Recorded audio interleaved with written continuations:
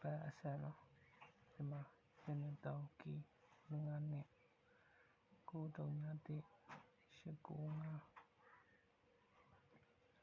ဒီမှာ960 936နှလုံးပါတယ်ဒီမှာ936ဒီမှာဆိုလို့ရှိရင်989ဒီမှာလည်းနှလုံးပါတယ်ဒါကျွန်တော်ပြီးခဲ့တဲ့အပတ်ဗီဒီယိုတင်ထားတာရှိတယ်နော်ဝင်ကြည့်လို့ရတယ်ဒီမှာ989နဲ့ဒီနှလုံးတော့ပါတယ်ဒီမှာဆိုလဲ960 629ခု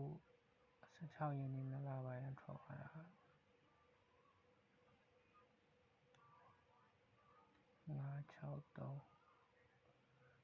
963ဆိုတော့3သလုံးပါတယ်3သလုံးပါတယ်5သလုံးပါတယ်နှလုံးပါတယ်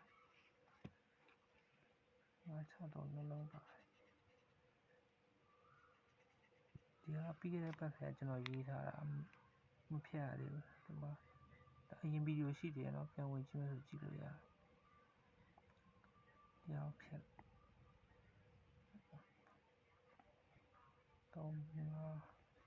35ဆိုအခုထွက်သွားတာ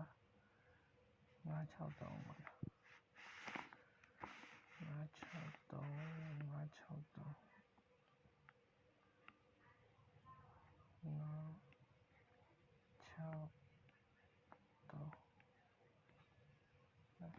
ဒီခုထွက်သွားတာ963ထွက်သွားတာ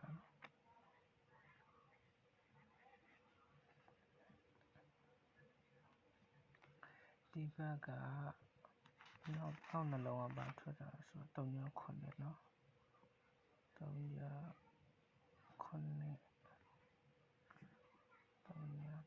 ိုတော့300ဟောကြီး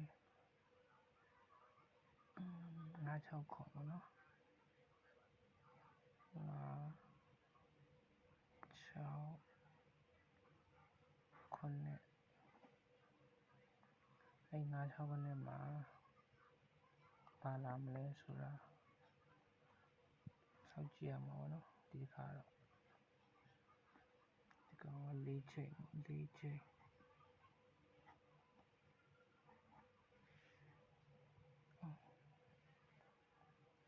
ကဲပြတ်မရှိသေးဘူးเนาะတေချာကြည့်တပွဲတော့မပြတ်သေးဘူး